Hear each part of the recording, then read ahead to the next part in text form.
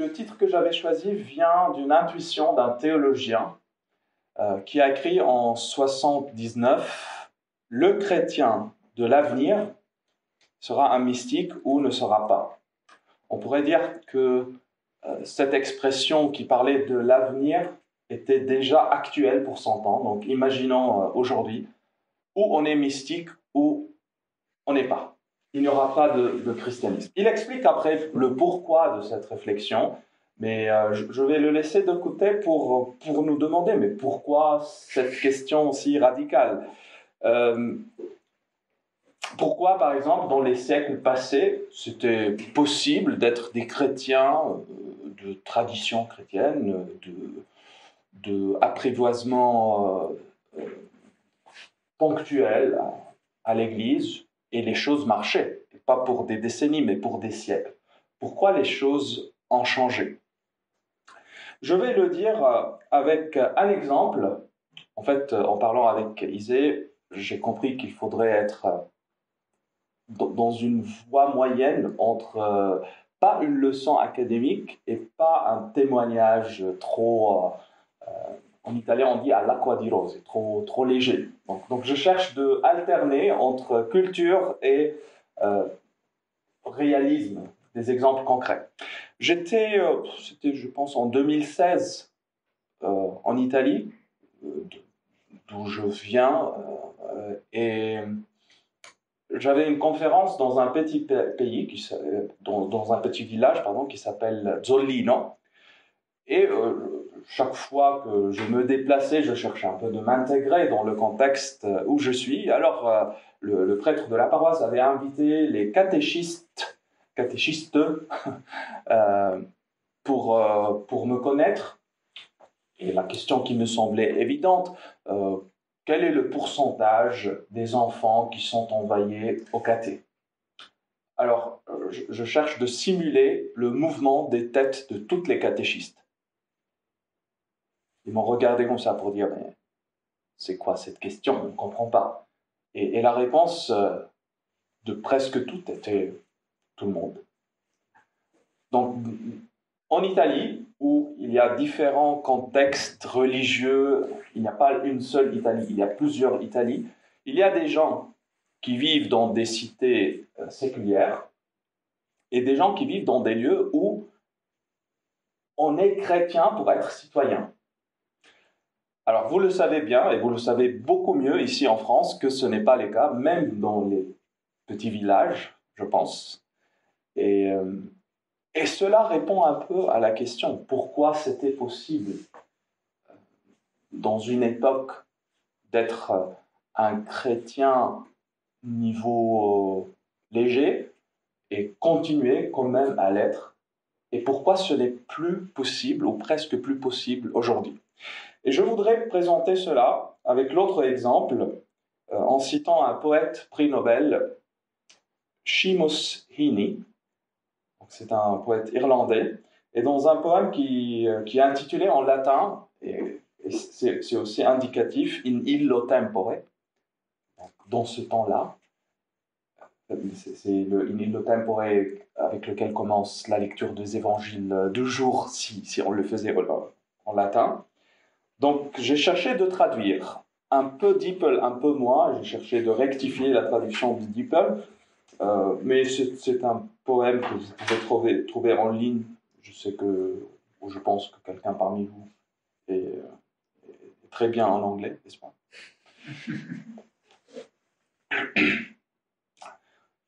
Donc, la première partie, et on va chercher de l'imaginer ensemble, c'est très imaginatif.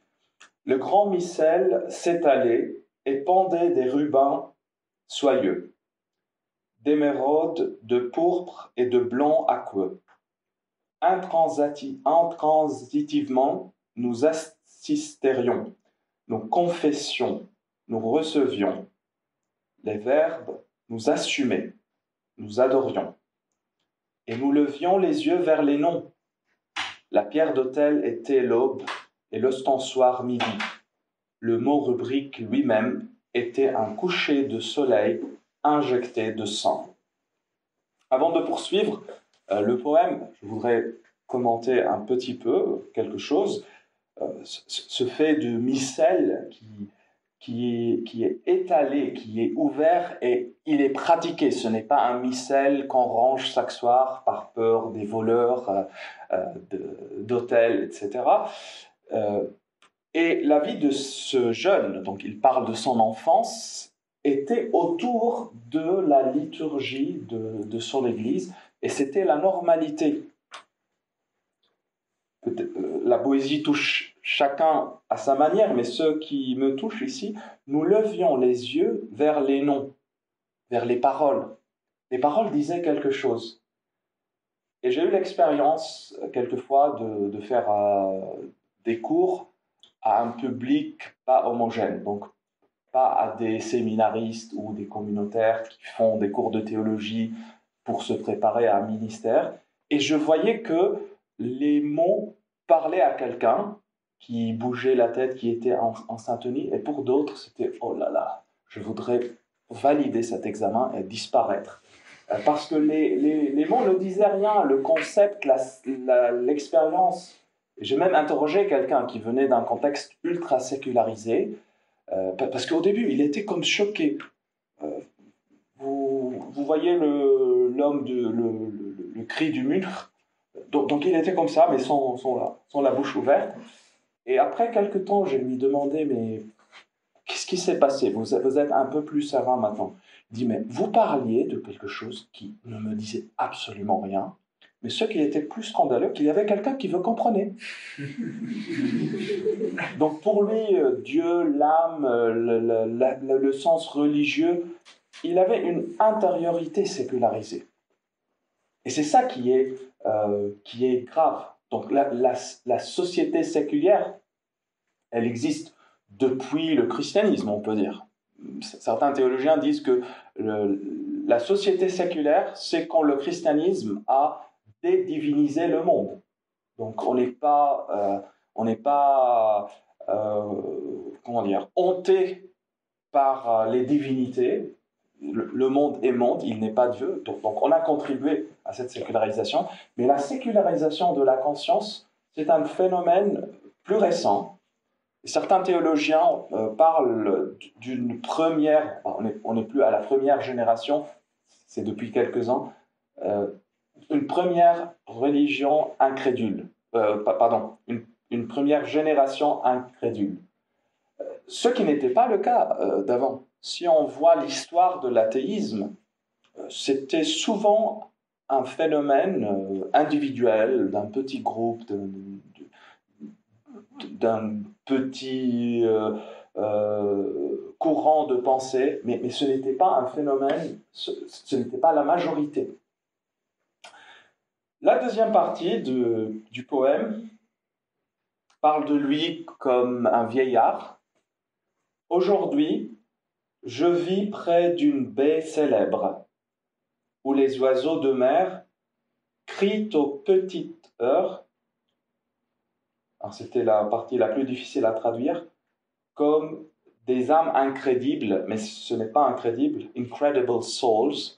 Donc c'est plutôt comme des âmes incrédules. Et c'est absurde de dire l'âme qui est incrédule. Ne pas croire à l'âme, c'est déjà un sens du manque du mystère. Mais des âmes incrédules, c'est fort le contraste. Et même le mur d'enceinte de la promenade, sur lequel j'appuie pour me convaincre, ne m'incite guère à lui accorder du crédit.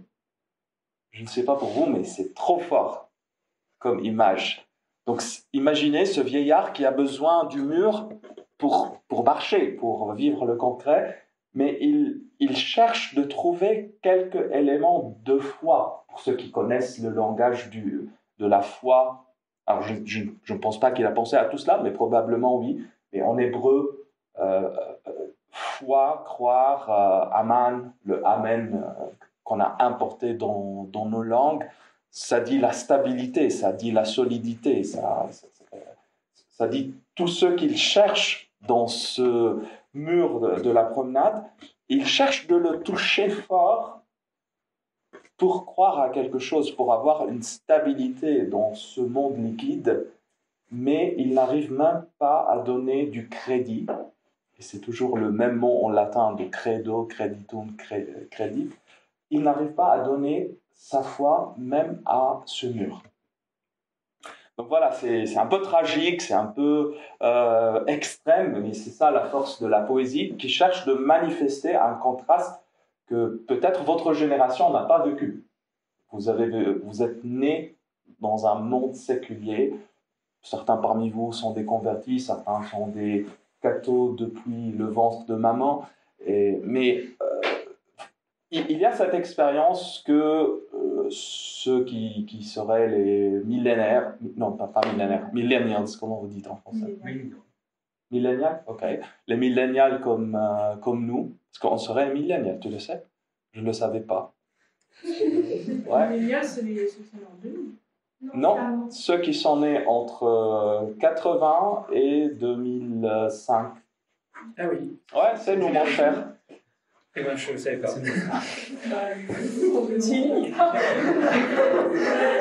Les autres sont génération Z. D'accord. Ouais, c'est la génération Y. Donc j'ai dû préparer un topo pour ça et j'ai découvert que je suis un millénaire. Bah, heureusement. Eh bien, nous vivons dans ce monde séculier et justement, certains analystes voient le saut entre société séculière et conscience sécularisée. Et c'est ça le point qui rend l'affirmation de Rahner pertinente, prophétique. Et c'est rare qu'un théologien soit prophétique. Je ne parle pas des présents.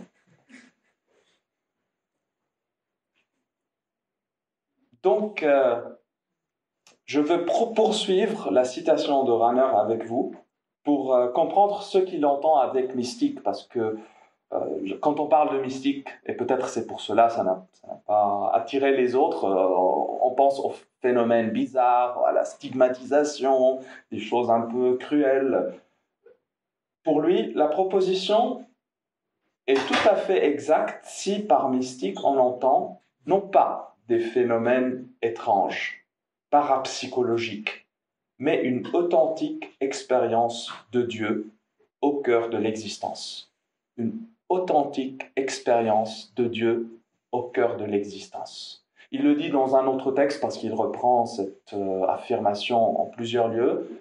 Il parle du chrétien comme quelqu'un qui a vu quelque chose, qui a expérimenté sensiblement, et quand je dis sensiblement, ce n'est pas seulement l'émotionnel, mais qui a fait une expérience de Jésus, qui a fait une rencontre personnelle.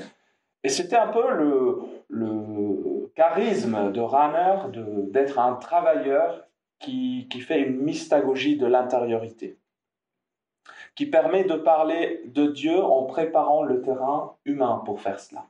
Et peut-être c'était aussi son défaut, parce que parfois nos charismes sont aussi nos défauts, le fait d'être trop concentré sur l'intériorité, que l'un de ses disciples, Johann Baptist Metz, un autre théologien, a pris les distances de cet intimisme de Karl Rahner.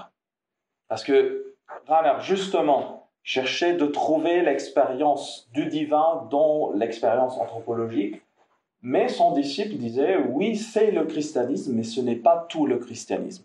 Il y a un autre visage du christianisme qu'il faut découvrir. Parce que oui, Jésus est mon ami, mais il n'est pas l'ami de mon jardin secret, où je vis avec lui cette vie imaginaire d'une spiritualité qui ne met jamais les pieds par terre. Alors, donc je prends l'idée de Rahner et je cherche d'avancer avec vous. Et pour avancer, tu m'avais proposé une fois de parler de Lubac. Je ne me retiens pas expert de Lubac, mais je vais prendre quelques appuis sur lui. Il y a une expression qui m'a beaucoup touché quand je l'ai lue la première fois. Elle est devenue un refrain auquel je reviens pour une relecture de ma présence chrétienne. Je vais la lire pour vous. Donc de Lubac souligne que, et je cite, « Le mystère du Christ est le nôtre. Ce qui est advenu à la tête donc parce que le Christ est la tête de l'Église, doit également arriver aux membres. Incarnation, mort et résurrection. Cela signifie enracinement, séparation et transformation. Et je vais prendre ces trois mots qui traduisent le mystère de la vie du Christ, qui n'est pas seulement mort et résurrection, mais incarnation, pour chercher de tirer quelques éléments pour une mystique du quotidien. Donc, commençons avec l'enracinement. Alors, j'ai cherché de la formuler d'une manière un peu résonante. Ça m'arrive plus facilement en italien, mais je m'engage aussi en français. On ne peut pas construire le château spirituel sur une déchetterie humaine. On ne peut pas construire une vie spirituelle sans le côté humain. Ce que le père Varillon, un grand prédicateur lyonnais, disait, Dieu divinise ce que l'homme a humanisé au préalable. L'action de sanctification, divinisation, ce n'est pas quelque chose de bizarre. C'est qu'on est appelé à vivre de la vie de Dieu, mais cette vie de Dieu ne passe pas par une abstraction de l'humain, par un détachement de notre humanité. Et je pense que c'est un grand défi, surtout en France, si vous me permettez, parce que je vois une génération de jeunes catholiques très croyants, très pratiquants, mais parfois trop désincarnés, trop abstraits. Peut-être c'est la réaction à une société en voie d'islamisation ou de totale sécularisation. Et les deux choses sont en contraste, mais elle agissent les deux trop bien sur l'isolement des chrétiens. Et je me rappelle, et je cherche de nous rappeler, le fait que notre religion ne se fonde pas sur une transcendance de l'être, mais sur l'incarnation. Dieu ne nous sauve pas du monde, mais dans le monde. Dieu a aimé ce monde. Et un grand poète français du siècle dernier, Charles Péguy, a écrit des pages et des poèmes impressionnants sur cet argument. Je vais en citer deux de ces réflexions.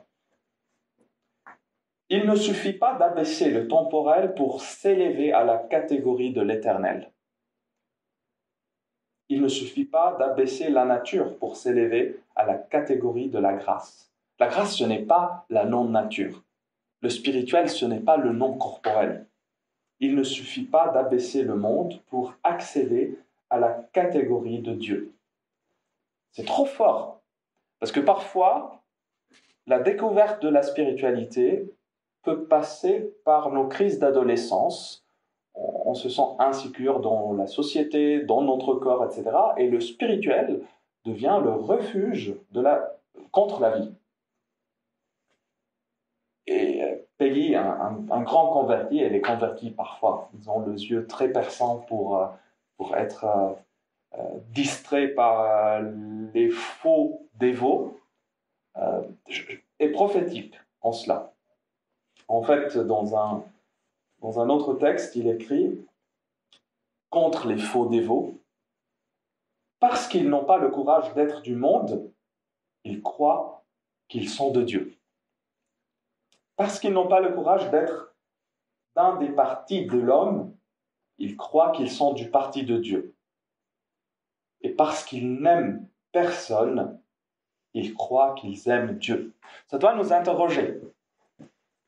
Cette spiritualité que je pense de construire, est-ce que c'est une spiritualité qui me permet de regarder le monde avec les yeux de Dieu? Parce que l'une des définitions de la prière chrétienne que j'aime le plus, après celle que je donne moi-même, c'est de von Balthasar, un théologien bien connu à notre cher Marc. Il dit, la méditation, c'est regarder le monde avec les yeux de Dieu. la méditation ou la contemplation chrétienne. C'est regarder le monde avec les yeux de Dieu. Donc, est-ce que ma foi chrétienne transfigure ce regard? On va arriver à la transfiguration, mais ça commence avec cet enracinement. Et je vous donne quelques exemples qui m'ont choqué à mon arrivée en France parfois. Le fait que pendant une messe, même quand il y a le signe de la paix, il y a des gens qui ne donnent pas le signe de la paix parce qu'ils sont trop mystiques pour être d'une communauté. Je me disais, tiens, les dealers sous ma fenêtre, parfois, vivent plus de communion et de communauté que d'une communauté paroissiale. Et quel témoignage, au contre-témoignage.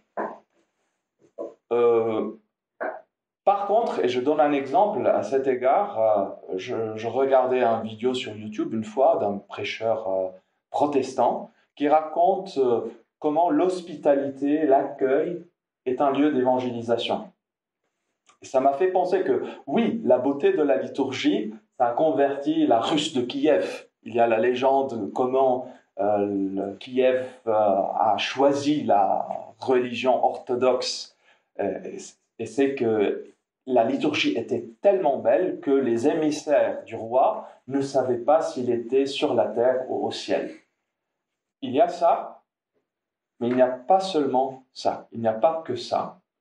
Il y a ce fait que je vois que ce pasteur protestant était plus attentif d'une communauté catholique. Il raconte que quelqu'un a été tiré par son épouse, comme c'est souvent le cas, pour venir à la célébration de Noël, parce qu'il disait « Tu ne viens pas pour Dieu dans lequel tu ne crois pas, tu viens pour ta famille, parce que c'est quelque chose d'important pour moi, d'important pour tes enfants qui ont accueilli ma foi, tu viens avec moi. » Eh bien, comme chaque tête de famille, il a été bougé par le queue, qui est son épouse, et il est allé vers la paroisse, vers la communauté, vers l'assemblée. Et c'est là que quelque chose de très grand est passé. Et le pasteur racontait cela. Il disait, quand on est arrivé, quand ils sont arrivés, parce qu'il parlait le pasteur d'eux,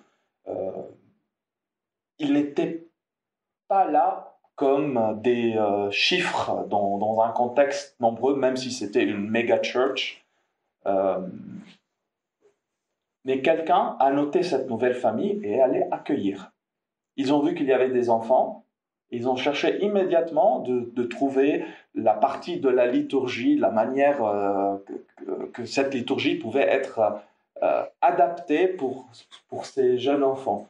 Donc, cette rencontre, pour cet homme, elle ne l'a pas converti immédiatement, mais elle lui a donné ce contexte humain suffisant pour l'accrocher, pour accompagner son épouse d'autrefois. Avant de croiser les yeux de Dieu, il a été attiré par des yeux humains accueillants. Et je me demande si nous, catholiques, nous ne faisons pas un abus de la grâce avec notre liturgie qui est seulement orientée vers le Christ et pas vers les autres. Je ne suis pas de l'avis que la messe doit être le bavardage entre amis, loin de moi. Je serais plutôt traduit que progressiste. Mais ce côté-là d'une humanité qui s'élève vers Dieu, c'est essentiel.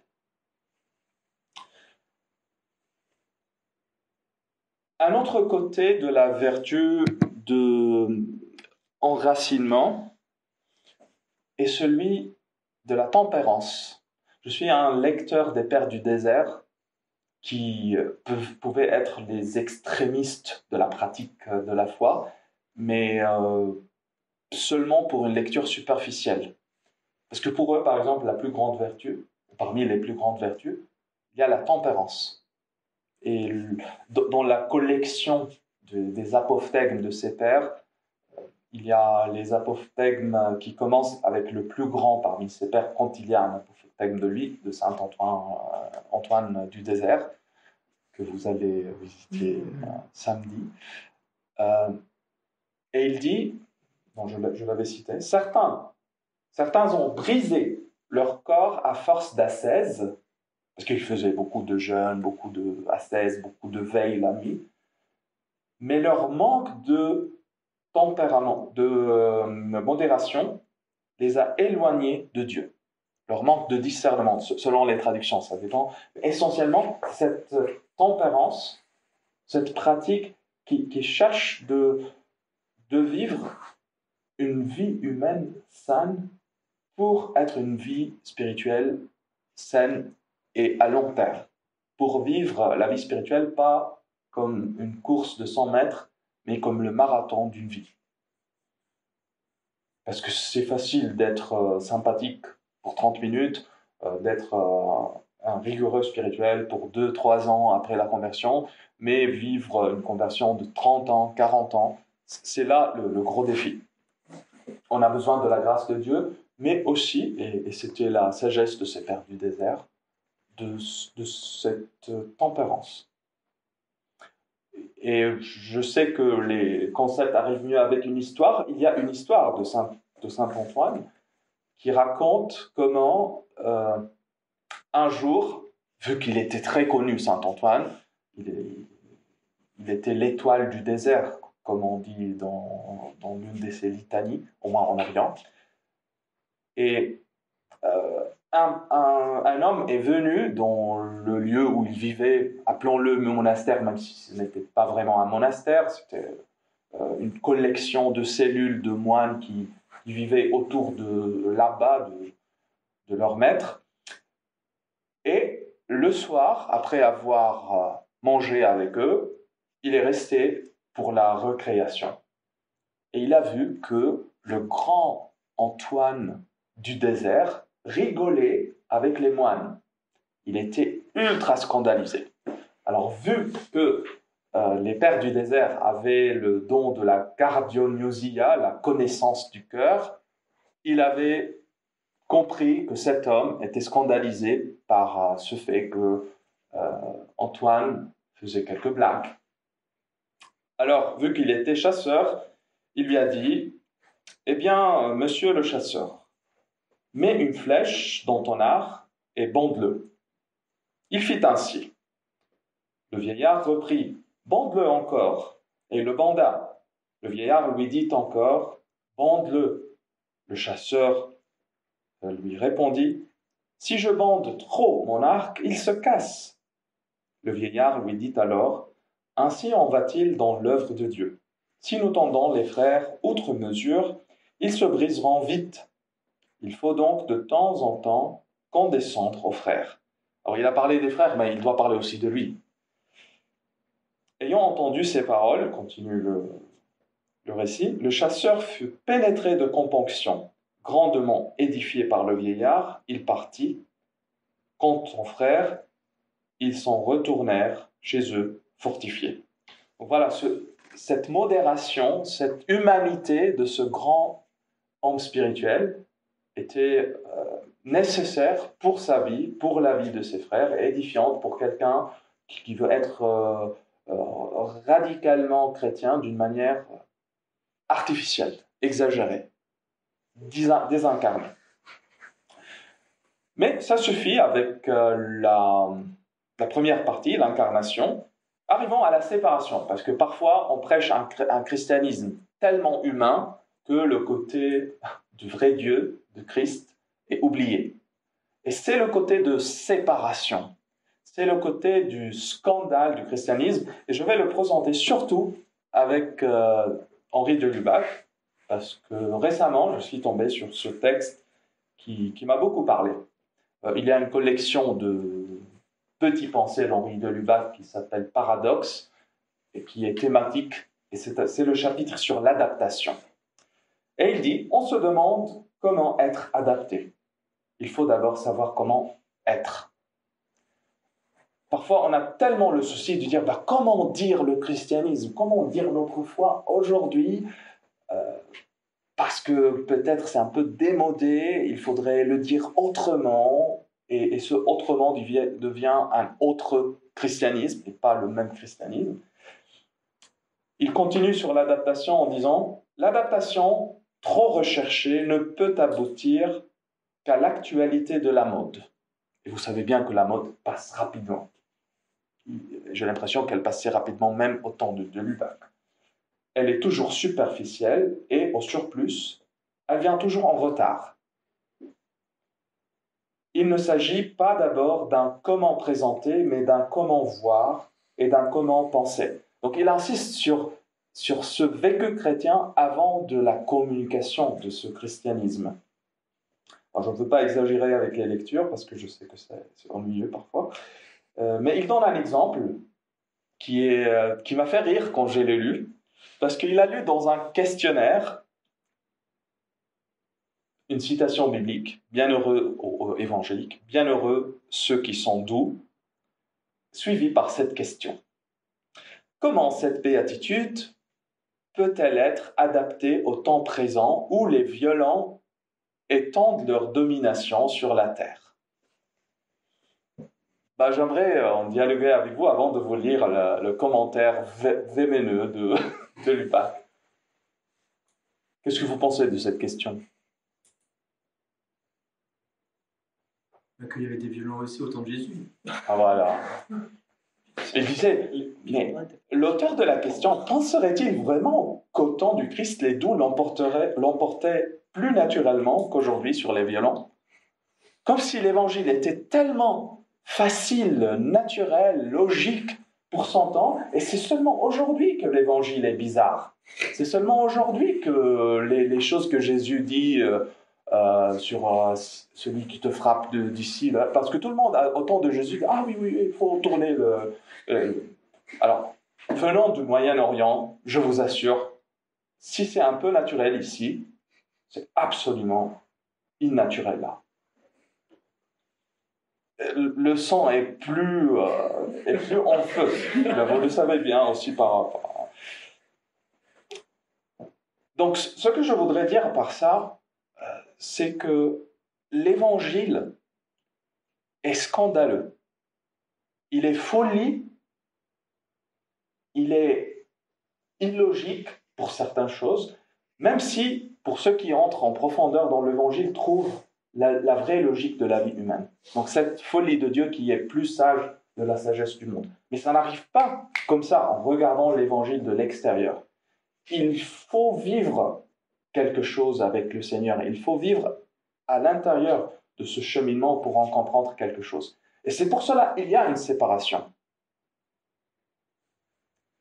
Et ce qu'on peut noter, même statistiquement au niveau social, les lieux où le christianisme s'est adapté le plus, il n'est plus. Les grandes églises qui cherchaient d'être à la mode sont des églises où on fait des concerts maintenant. Et pas seulement les concerts de la Croix Glorieuse qui sont paraliturgiques, mais seulement des concerts. Parce que la fascination du christianisme, ce n'est pas le fait qu'il est à la mode du présent, mais c'est qu'il est à la mode de l'éternel. Il reflète quelque chose de l'être de Dieu qui est imprimé dans notre être. Et donc ce côté de séparation, ne vous laissez pas séduire par le fait que en changeant et en se conformant, on va contribuer à la conversion. Ça ne veut pas dire une radicalité ou un radicalisme plutôt stupide et têtu, qui dit tout le monde pense comme ça, on va penser... Non, c'est pas ça. Parce qu'il y a des sémences de l'évangile, même dans notre temps. Vivre ce grand discernement et avoir les yeux fixés sur le Christ, c'est ça le lieu. Donc ce n'est pas la résistance a priori, mais c'est cette séparation qui est attachement au Christ. Et dernier point, transfiguration. Alors, transfiguration, ça risque d'être la négation de ce que je disais d'abord sur l'incarnation. En transfiguration, moi, je suis déjà transfiguré, donc c'est normal que je ne vis pas comme un chrétien qui est ouvert aux autres, etc. Non, la transfiguration, c'est la grandeur de vivre le paradoxe du Christ. Vous savez bien que contradiction, c'est dire deux choses qui ne peuvent pas être ensemble. La personne du Christ, c'est un paradoxe. Vrai homme, vrai Dieu. Il n'est pas moitié homme, moitié Dieu. Vrai homme, vrai Dieu. Et l'existence du chrétien, c'est ce paradoxe. De vivre dans la dimension de Dieu mais sans exclure le temps. Parce que le temps même, c'est un temps éternel, comme disait toujours le bon Peggy. Eh bien, donc, c'est quoi cette transfiguration? Je voudrais la décliner, parce que je pense, au moins quand j'étais de votre âge, j'étais très sensible à l'amitié. Donc, je veux la décliner avec les mots de l'amitié. D'abord, vivre l'amitié avec Dieu. Et c'est là où je donne ma définition de prière par Marc. Tu vas me dire si elle est plus belle que celle de Balthazar. Pour moi, la prière, c'est se plonger dans le regard amoureux de Christ. C'est oui, méditer la Bible, mais c'est surtout se plonger dans le regard amoureux de Christ. C'est prendre de cette source de son amour le sens de ma vie, la guérison de mes blessures, mais pas pour me renfermer dans ce bouche à bouche avec Dieu, qui est l'adoration dans un certain sens, mais pour vivre ce saut, être avec Dieu pour le porter, être avec Dieu pour devenir une existence contagieuse. Et c'est pour cela l'amitié avec Dieu se traduit dans le don de l'amitié. Et avant d'être le frère universel, pour utiliser une belle intuition de Charles de Foucault, je pense que l'amitié, c'est quelque chose qui demande l'intimité, qui demande un partage. Et je pense qu'une aumônerie a ce don que parfois on pourrait passer à côté. Le don d'un approfondissement de l'âme, d'un approfondissement des relations qu'on ne peut pas vivre ailleurs. Et en cela, je cite l'un de mes amis les plus profonds, le cardinal Newman, mort à la fin du 19e siècle. Donc, il est un ami spirituel. Mes enfants me demanderaient, est-ce qu'il y avait de la télé quand il est né? Est-ce qu'il y avait des dinosaures? Donc, quand je dis Newman, je dois spécifier qu'on est ami spirituel. Eh bien, le bon Newman, dans un sermon qui s'intitule en anglais Christian Sympathy, la sympathie chrétienne, il parle de l'amitié spirituelle. Et je vais le citer. Il se demande pourquoi nos vies sont si superficielles, peut-être tièdes spirituellement. Et il répond, peut-être la raison pour laquelle le degré de sainteté parmi nous est si bas et nos résultats si pauvres, notre perception de la vérité si floue, notre foi si peu réelle, nos notions générales si artificielles et extérieures, c'est que nous n'osons pas nous confier les uns aux autres les secrets de nos cœurs. Nous avons tous le même secret et nous le gardons pour nous-mêmes. Nous en avons peur, comme s'il devait constituer un facteur de séparation, alors qu'en fait, il pourrait être un trait d'union. Nous sommes aimables et amicaux les uns envers les autres, en parole et en acte, mais notre amour n'atteint pas sa plénitude. Nos entrailles d'affection sont au contraire rétrécies, et nous craignons de laisser la relation commencer à la racine même. Et en conséquence, notre religion en tant que système social est vide. Le Christ n'est pas en elle. Alors c'est un peu dur, c'est un peu tragique, mais c'était un prêcheur sécouvant. L'essentiel de ce qu'il vient de dire, c'est que notre superficialité spirituelle, peut-être, elle est liée à notre superficialité relationnelle.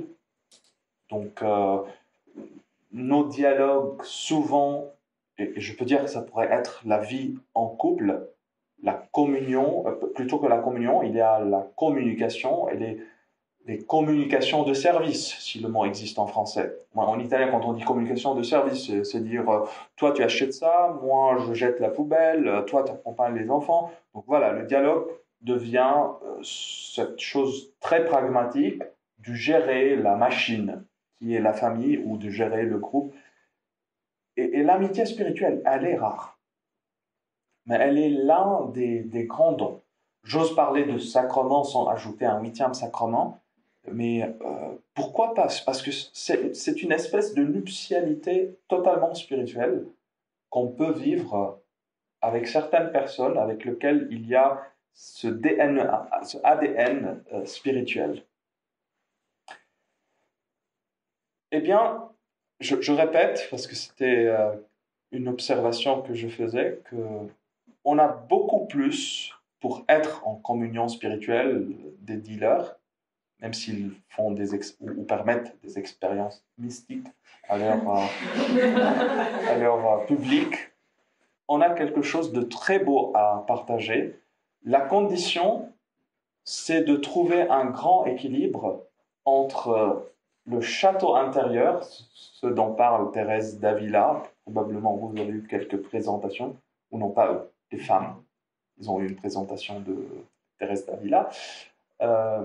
Et ce que Chiara Lubich appelait le château extérieur. Faire coïncider l'attention à ces deux châteaux, c'est le christianisme. Ce n'est pas seulement le travail extérieur, être présent pour les pauvres, être seulement accueillant, et ce n'est non plus la vie spirituelle, intimiste. C'est tous les deux. Et la grande tension d'être à l'image de Christ, comme nous invitait de Lubac, c'est vraiment de chercher, de trouver et de vivre cette grande tension. Et je termine en disant, c'est une grosse tâche, oui, beaucoup plus, c'est impossible. Donc, ce n'est pas quelque chose qu'on décide et qu'on vit, c'est une tâche, mais c'est d'abord une grâce, c'est la grâce de la vie de Dieu, Trinité, qui veut être notre vie. Et au fond, c'est ça le christianisme, permettre à Dieu d'être Dieu en nous. Et c'est ça la mystique de quotidien, de laisser dans nos hauts et nos bas que Dieu reste le moteur, le centre, notre vie. Je n'ajoute plus rien, c'est ça la mystique de quotidien. Trop compliqué et trop simple parce que rien n'est impossible à Dieu.